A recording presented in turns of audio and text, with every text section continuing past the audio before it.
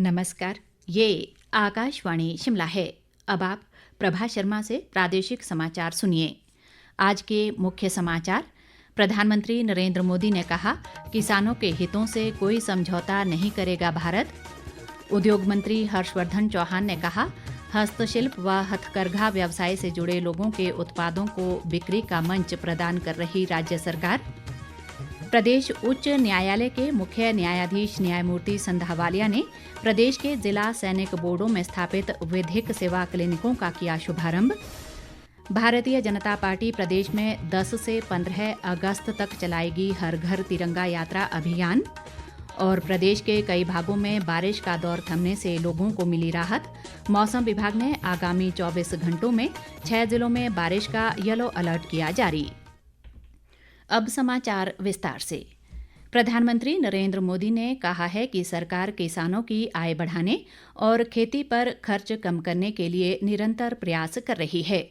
नई दिल्ली में MS स्वामीनाथन शताब्दी अंतर्राष्ट्रीय सम्मेलन को संबोधित करते हुए प्रधानमंत्री ने कहा कि सरकार का मानना है कि राष्ट्र की प्रगति का आधार किसानों की शक्ति है और भारत अपने किसानों के हितों से कभी समझौता नहीं करेगा।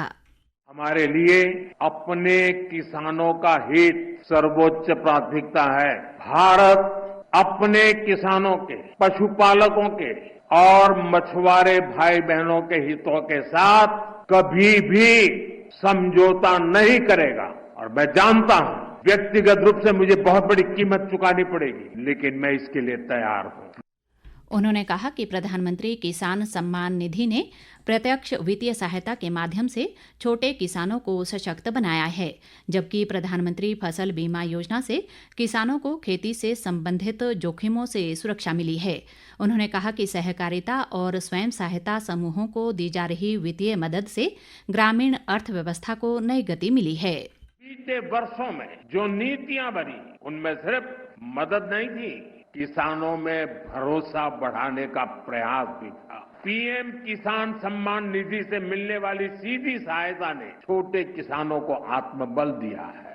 PM फसल बीमा योजना ने किसानों को जोखिम से सुरक्षा दी है। 10,000 FPOs के निर्माण ने छोटे किसानों की संगठित शक्ति बढ़ाई है। कोऑपरेटिव्स और सेल्फ हेल्प ग्रुप्स को आर्थिक मदद ने ग्रामीण अर्थव्यवस्था को नई गति दी है।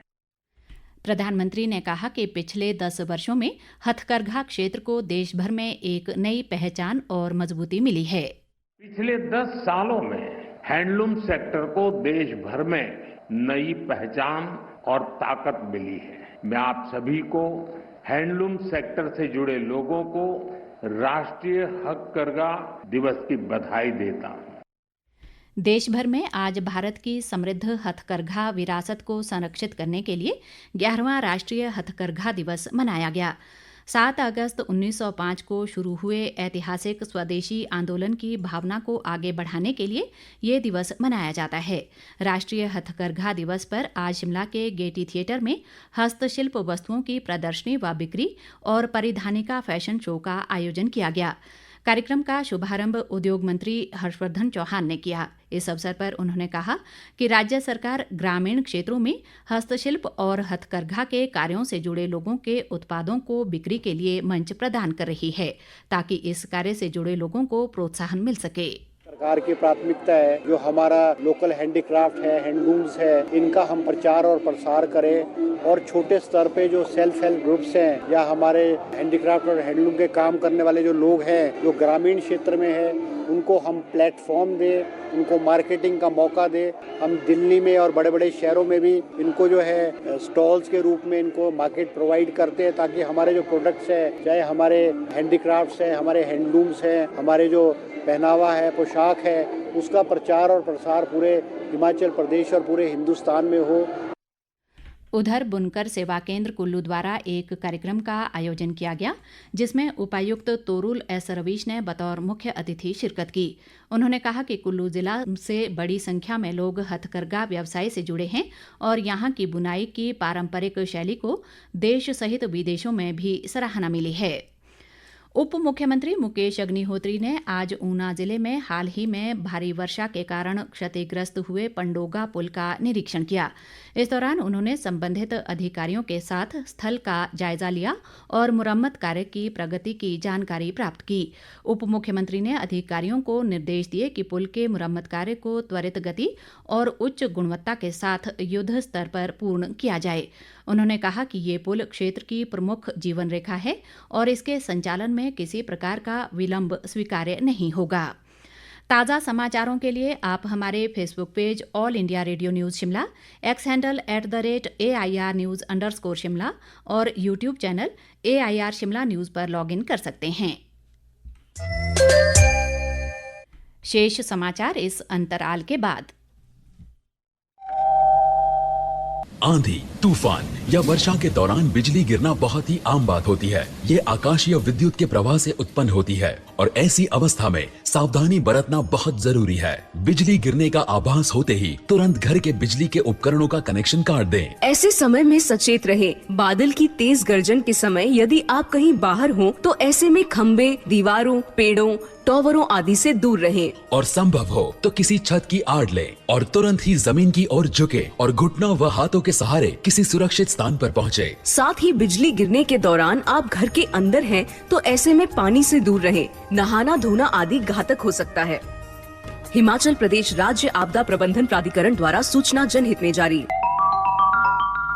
बच्चों, हमेशा रखो याद, चॉकलेट, मिठाई या आइसक्रीम खाने के बाद आगे पीछे ऊपर नीचे दिन में 2 बार, सुबह और शाम, डेली 2 मिनट 2 बार। दांतों की सफाई बहुत जरूरी है। खूबसूरत चमचमाते दांत और प्यारी सी मुस्कान सबका दिल जीत लेती है।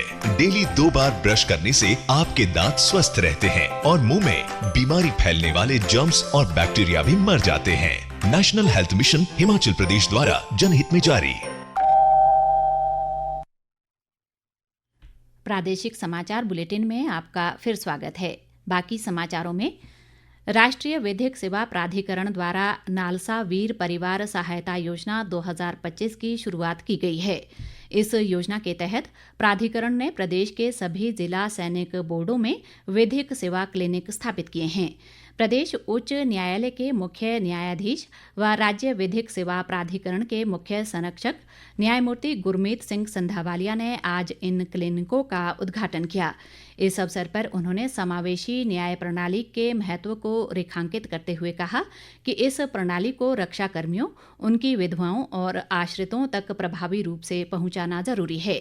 उन्होंने कहा कि ये रक्षा कर्मियों, पूर्व सैनिकों और उनके परिवारों को सशक्त बनाने की दिशा में एक ऐतिहासिक पहल है।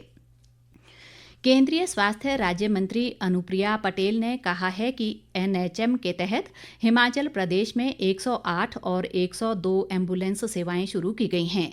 राज्यसभा सांसद डॉक्टर सिकंदर कुमार द्वारा संसद में पूछे गए सवाल के जवाब में उन्होंने कहा कि NHM MIS के अनुसार 31 दिसंबर 2024 तक NHM के तहत हिमाचल में कुल 25 advanced life support, 173 basic life support और 150 रोगी परिवहन वाहन संचालित किए जा रहे हैं। केंद्रीय स्वास्थ्य राज्य मंत्री ने कहा कि पैरामेडिकल स्टाफ की नियुक्ति या भर्ती मुख्य रूप से राज्य सरकारों की जिम्मेदारी है। भारतीय जनता पार्टी प्रदेश में 10 से 15 अगस्त तक हर घर तिरंगा यात्रा अभियान चलाएगी। हर घर तिरंगा यात्रा को लेकर आज शिमला स्थित पार्टी कार्यालय दीपकमल में एक बैठक का आयोजन किया गया। बैठक में प्रदेश भाजपा अध्यक्ष राजीव बिंदल, संगठन महामंत्री सिद्धार्थन और प्रदेश भाजपा महामंत्री बिहारी लाल शर्मा विशेष रूप से मौजूद रहे। बिहारी लाल शर्मा ने बताया कि इस अभियान में सभी वीर योद्धाओं का स्मरण किया जाएगा और 10 अगस्त को भाजपा संगठनात्मक 171 मंडलों पर तिरंगा यात्राओं का आयोजन करेगी। उन्होंने कहा कि 12 व 13 अगस्त को हर विधानसभा क्षेत्र में शहीद स्मारकों पर स्वच्छता अभियान कार्यक्रमों का आयोजन किया जाएगा। बिहारी लाल शर्मा ने बताया कि 14 अगस्त को विभाजन विभीषिका स्मृति दिवस कार्यक्रम भी आयोजित किया जाएगा। इस कार्यक्रम में करीब 350 कार्यकर्ता हिस्सा लेंगे। उन्होंने कहा कि 15 अगस्त को हर घर तिरंगा अभियान के तहत सभी पार्टी कार्यालयों व सार्वजनिक स्थानों पर सामूहिक रूप से तिरंगा फहराया जाएगा। इसके अलावा इस दिन पौधरोपण के कार्यक्रम भी आयोजित किए जाएंगे। राजधानी शिमला सहित प्रदेश के अधिकतर भागों में जहां बादल छाए रहे वहीं कुछ क्षेत्रों में चटक धूप निकलने से लोगों को कुछ राहत मिली है। मौसम में सुधार के चलते पिछले दिनों हुई मानसून की भारी वर्षा से अस्त व्यस्त जनजीवन को सामान्य बनाने के प्रयास जारी रहे।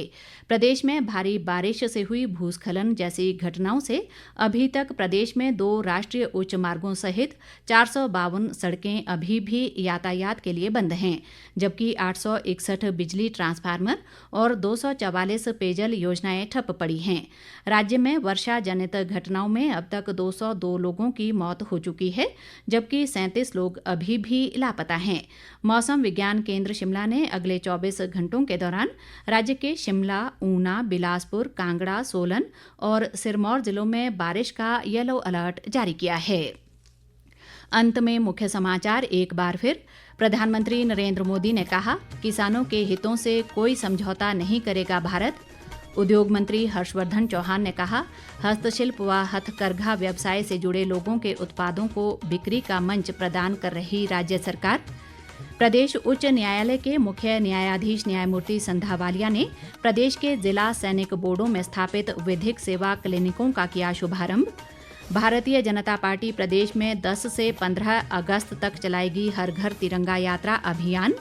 और प्रदेश के कई भागों में बारिश का दौर थमने से लोगों को मिली राहत। मौसम विभाग ने आगामी 24 घंटों में 6 जिलों में बारिश का येलो अलर्ट किया जारी।